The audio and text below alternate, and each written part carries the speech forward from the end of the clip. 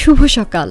আজ বুধবার ২১শে মে ২০২৫ খ্রিস্টাব্দ, ৭ই জ্যৈষ্ঠ ১৪৩২ বঙ্গাব্দ, ২৩শে জিলকদ ১৪৪৬ হিজরি।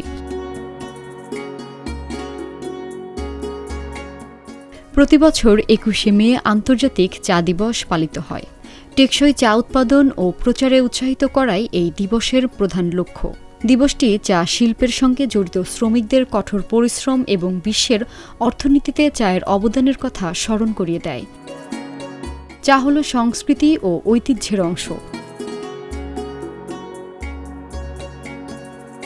১৬৮৮ সালের আজকের এই দিনে ইংরেজি কবি আলেকজান্ডার পোপ জন্মগ্রহণ করেন, যিনি তার ব্যঙ্গাত্মক কবিতা এবং মহাকাব্য রচনাশৈলীর জন্য বিখ্যাত।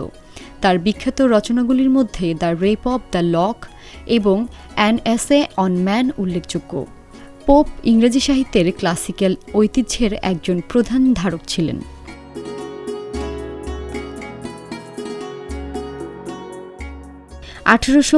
সালের ২১শে মে জন্মগ্রহণ করেন বাংলা সাহিত্যের প্রথম গীতিকবি বিহারলাল চক্রবর্তী। তাকে বাংলা গীতিকবিতার জনক বলা হয়। রবীন্দ্রনাথ ঠাকুর তাকে ভোরের পাখি আখ্যা দিয়েছিলেন। তার কাব্যে প্রকৃতি প্রেম, রোমান্টিকতা এবং আধ্যাত্মিকতার এক অসাধারণ সমন্বয় দেখা যায়। শারদামঙ্গল বিহারলাল চক্রবর্তীর অন্যতম শ্রেষ্ঠ কাব্যগ্রন্থ।